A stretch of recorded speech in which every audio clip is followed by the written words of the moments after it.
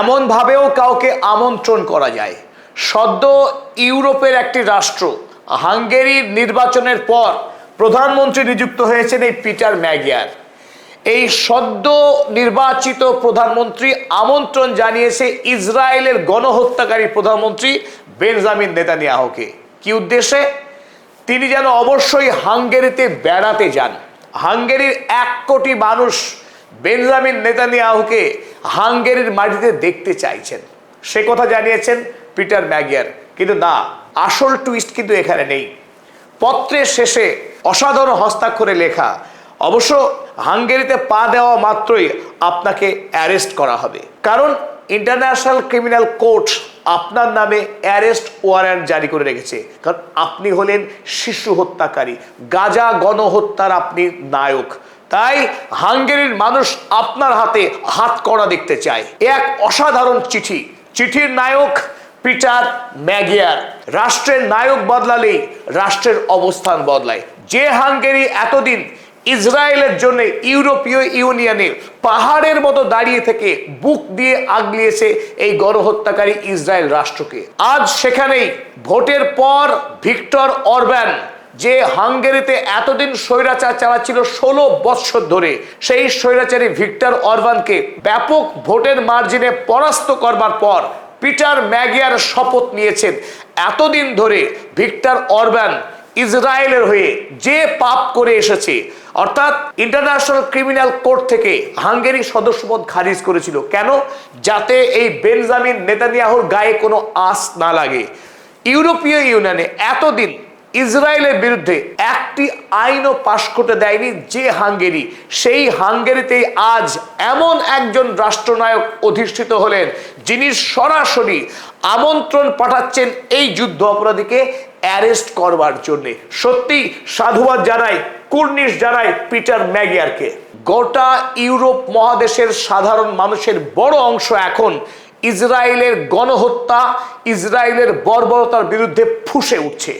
সাম্প্রতিক লেবাননে যিশু খ্রিস্টের মূর্তিকে বর্বর ইসরায়েলি আইডিএফ সেনা যেভাবে ভেঙেছে, তাকে অপমান করেছে, লক্ষ্য ছিল লেবাননের মুসলমানদের উপরে অপরাধকে চাপিয়ে দেওয়া। আর সেই কাজ করতে গিয়ে এখন পশ্চিমী দুনিয়ার খ্রিস্টান সমাজে ধিক্কৃত হচ্ছে আরো একবার ইসরায়েলের এই পাশবিক আইডিএফ সেনা।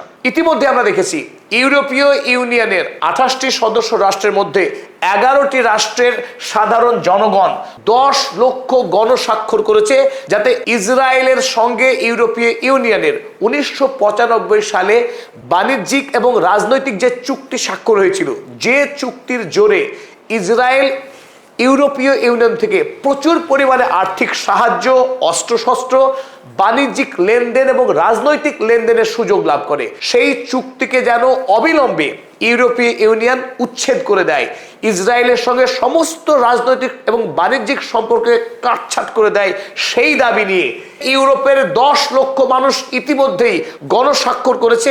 আর সেই গণস্বাক্ষরের সংখ্যা এখনো ক্রমশ বেড়েই চলেছে। গোটা এপ্রিল মাস এই ইউরোপীয় ইউনিয়নের মানুষ স্বাক্ষর করবেন। তাই আশা করা যাচ্ছে 20 লক্ষ গণস্বাক্ষর সংগৃহীত হবে। আর এর পাশাপাশি ইউরোপ জুড়ে সাধারণ মানুষ বৃহত্তর আন্দোলন গড়ে তুলেছেন। আর মানুষের পাশাপাশি একাধিক সংস্থা, সর্বোপরি ইউরোপীয় ইউনিয়নের একাধিক রাষ্ট্রের সরকার এই মুহূর্তে ইউরোপীয় ইউনিয়নে নতুন করে 1995 সালে আইনকে বাতিল করার উদ্দেশ্য নিয়ে ডিবেট শুরু করতে যাচ্ছে। তাই যে কথা আমরা এতদিন থেকে বিশ্বাস করতে পারিনি, যে ইসরায়েল রাষ্ট্রের বিরুদ্ধে ইউরোপ কখনো যেতেই পারে না, ইসরায়েল রাষ্ট্রের বিরুদ্ধে আমেরিকার জনগণ কখনো যেতেই পারে না, সেই ভাবনা কিন্তু ধীরে ধীরে ভুল প্রমাণিত হচ্ছে। পাপ বাপকেও ক্ষমা করে না, এ কথা প্রচলিত আছে আমাদের সমাজে। আর সেটা কেবল কথার কথা না, এ কথা সত্য প্রমাণিত হতে যাচ্ছে। ইসরায়েলের পাপ বাড়তে বাড়তে এমন একটা জায়গায় এসে পৌঁছেছে যে ইউরোপের মানুষ যারা এতদিন চোখ বন্ধ করেছিলেন, যারা ইসরায়েল রাষ্ট্রকে সমস্ত রকম সহযোগিতা করে আসছিলেন, সেই ইউরোপে আজ ইসরায়েলের বিরুদ্ধে সবচাইতে বড় বিদ্রোহ জেগে উঠেছে।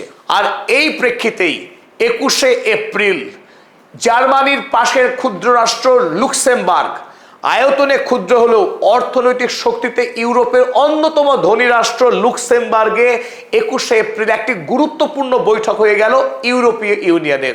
আর এই মিটিং এর 1 নম্বর এজেন্ডা ছিল ইউরোপীয় ইউনিয়নের সঙ্গে ইসরায়েলের ওই বাণিজ্যিক এবং রাজনৈতিক চুক্তি আর বলবৎ থাকবে কিনা। অর্থাৎ অধিকাংশ রাষ্ট্র সরাসরি এই মুহূর্তে ইসরায়েলের সঙ্গে থাকা ওই চুক্তিকে অবিলম্বে রদ করার পক্ষে জোর সওয়াল করছে 21 তারিখের এই সভায়। সেখানে 3টি গুরুত্বপূর্ণ বিষয়ে আলোচনা হয়েছে। চলুন দেখে নিই কোন কোন বিষয়ে আলোচনা হয়েছে এই সভায়। ইউরোপীয় ইউনিয়নের 2 নম্বর আর্টিকেল, যেটা অত্যন্ত গুরুত্বপূর্ণ, respect for the human rights and Democratic principles, মানবাধিকার এবং গণতান্ত্রিক মূল্যবোধের যদি লঙ্ঘন করে কোনো রাষ্ট্র, সেই রাষ্ট্রের সঙ্গে ইউরোপীয় ইউনিয়ন কোনো বাণিজ্যিক রাজনৈতিক সম্পর্ক রাখতে পারে না।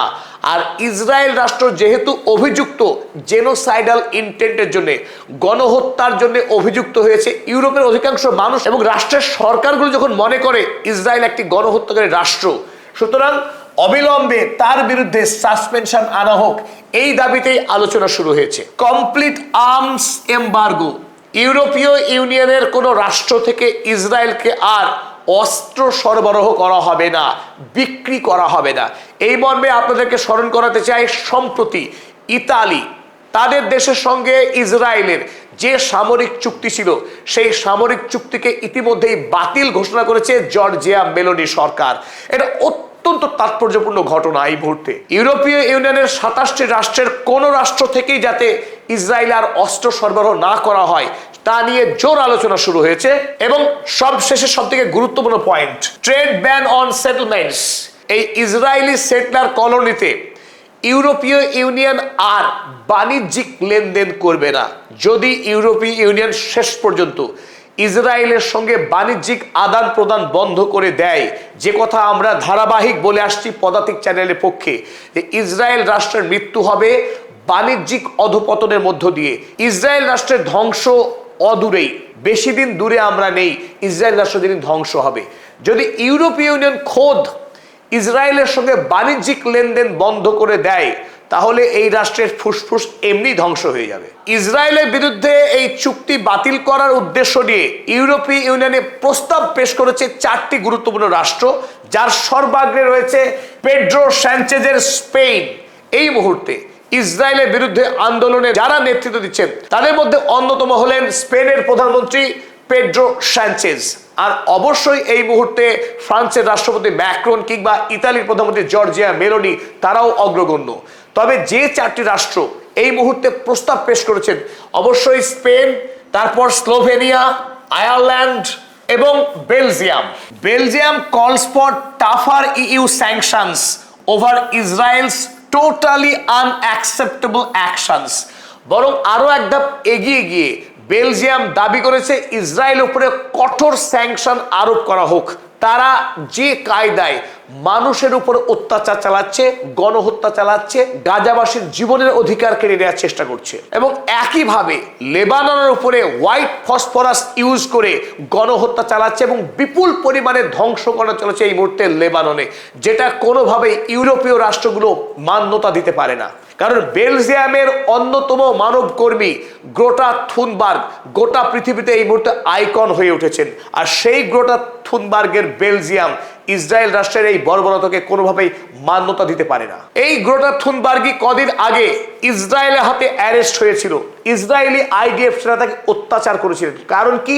কারণ গ্লোবাল সমুদ ফ্লোটিলাতে জলপথে গাজাতে ত্রাণ পৌঁছে দেওয়ার যে মহা সংকল্প নিয়েছিল ইউরোপ এবং সারা পৃথিবী থেকে আসা অসংখ্য মানব কর্মীরা, সেই মানব কর্মীদের জাহাজকে আটকে দেয় ইসরায়েলি বর্বর নৌসেনারা, যারা গাজাকে দীর্ঘকাল সমুদ্র পথে অবরুদ্ধ করে রেখেছে যাতে কোনোভাবেই গাজাতে ত্রাণ সামগ্রী না পৌঁছতে পারে। সেই গ্রেটা থুনবার্গ ইসরায়েলি পুলিশের হাতে অ্যারেস্ট হয়ে অত্যাচারিত হওয়ার পরেও তার অদম্য শক্তিকে এতটুকু টলাতে পারেনি, কারণ সেই গ্রেটা থুনবার্গ আবারও জলপথে গাজায় পৌঁছানোর জন্য নতুন ফ্লোটিলা সমুদ্রে যাত্রা শুরু করেছে গাজার পথে। আর এই বর্বর ইসরায়েল রাষ্ট্রের বিরুদ্ধে বেলজিয়ামের মানুষ একত্রিত হয়েছে যে কোনোভাবেই হোক ইসরায়েলের উপরে স্যাংশন চাই বলে। ইউরোপের সাধারণ জনগণ, সরকার এবং বিশিষ্ট মানব কর্মীদের পাশাপাশি এবার যুক্ত হয়েছে গোটা ইউরোপের অসংখ্য ট্রেড ইউনিয়ন, সাধারণ চাকরিজীবী, বাণিজ্যিক সংগঠন থেকে শুরু করে একাধিক অর্গানাইজেশন। এটা পৃথিবীর ইতিহাসে এক নজিরবিহীন মানববন্ধন। গোটা ইউরোপের মানুষ এই মুহূর্তে প্যালেস্টাইনের সঙ্গে ভ্রাতৃত্বের বাঁধনে আবদ্ধ হয়েছে গাজাবাসীর বেঁচে থাকার অধিকারের দাবিতে, এবং জুলুমকারী গণহত্যাকারী ইসরায়েল রাষ্ট্রের বিরুদ্ধে এই মুহূর্তে ইউরোপীয় ইউনিয়নের সকল ট্রেড ইউনিয়ন, এমপ্লয়িজ অ্যাসোসিয়েশন এবং ট্রেড অ্যাসোসিয়েশন তারা একত্রিত হয়েছে। এবং উল্লেখযোগ্যভাবে সকল হিউম্যান রাইটস অর্গানাইজেশন, যাদের অন্যতম অ্যামনেস্টি ইন্টারন্যাশনালও ইসরায়েলের বিরুদ্ধে এই সংকল্পে, এই প্রপোজালে তারা শরিক হয়েছে। Over 60 organisations call for suspension of EU Israel association agreement. ইউরোপের 60টিরও অধিক সংস্থা যারা ইসরায়েলের সঙ্গে ইউরোপীয় ইউনিয়নের হওয়া বাণিজ্যিক এবং রাজনৈতিক চুক্তি, যেটা 1995 সালে স্বাক্ষরিত হয়েছিল, সেই চুক্তিকে অবিলম্বে বাতিলের জোরালো দাবি করেছে। এই 60টি অর্গানাইজেশনের মধ্যে কয়েকটি উল্লেখযোগ্য অর্গানাইজেশনের নাম আমরা দেখে নিই। 1 নম্বরে ইটাক, ইউরোপিয়ান ট্রেড ইউনিয়ন কনফেডারেশন, আছে ইপসু, ইউরোপিয়ান পাবলিক সার্ভিস ইউনিয়ন, আছে সলিডার, আইটাক, সিএনই এবং এসিবিসিএসসির মতো গুরুত্বপূর্ণ অসংখ্য সংগঠন তারা এককাট্টা হয়েছে, জোটবদ্ধ হয়েছে ইসরায়েলের বিরুদ্ধে এবং ফিলিস্তিনি জনতার পাশে দাঁড়িয়েছে তারা। এখন দেখা যাক, সবার উপরে মানুষ সত্য যে কথা আমরা জানি, যখন ইউরোপের মানুষ ঐক্যবদ্ধ হয়েছে ফিলিস্তিনি জনতার পাশে, আর এই ইসরায়েল রাষ্ট্রের হাতে তারা অবিলম্বে শেকল পরাতে চাইছে। কারণ যে খোলা নেকড়ে হায়না গোটা মধ্যপ্রাচ্যে অসংখ্য মায়ের কোল খালি করেছে, অসংখ্য পিতাকে পরিবার থেকে বিচ্ছিন্ন করে দিয়েছে, আর কোনোভাবেই ইউরোপ গাজাবাসীর যন্ত্রণা দেখতে চাইছে না, শুনতে চাইছে না লেবাননের শিশুদের কান্না। যেভাবে আকাশ থেকে বোমা মেরে অসংখ্য পরিবারকে গৃহহীন করেছে ইসরায়েল, সেই দৃশ্য দেখা যায় না। অমানবিকতার চূড়ান্ত নিদর্শন স্থাপন করেছে ইসরায়েল এই আধুনিক বিশ্বে।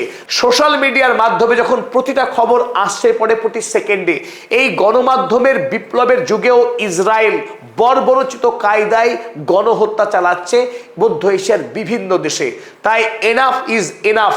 ইউরোপের মানুষ এবার এককাট্টা হয়েছে, ওদিকে জেগে উঠছে আমেরিকার সাধারণ মানুষ। ইসরায়েল ফার্স্ট পলিসির বিরুদ্ধে গর্জে উঠছে আমেরিকার মানুষ। তারা দাবি করেছে আমেরিকা ফর দ্য আমেরিকানস। আর এই আবহেই আজ দেখতে পাচ্ছি বিশ্ব মানবতা একত্রিত হচ্ছে ফিলিস্তিনি জনতার পাশে, তাদের অধিকারের দাবিতে। এখন দেখা যাক, যে বৈঠক লুক্সেমবার্গে শুরু হয়েছে, আগামী দিনে ইউরোপীয় ইউনিয়নে কত তাড়াতাড়ি বিল উত্থাপন হয় ইসরায়েলের সাথে হওয়া চুক্তি বাতিলের দাবি দিয়ে, এবং ইসরায়েলের উপরে কবে কঠোর স্যাংশন জারি হয়। তবে কোনো বিপ্লবই একদিনে হয় না, ধীরে ধীরে বিপ্লবের মাটি এখন তৈরি হচ্ছে। খুব অল্প সময়ের মধ্যেই আমাদের দৃঢ় বিশ্বাস ইউরোপ উঠে দাঁড়াবে এবং ইউরোপে মানবতার জয় হবে একদিন।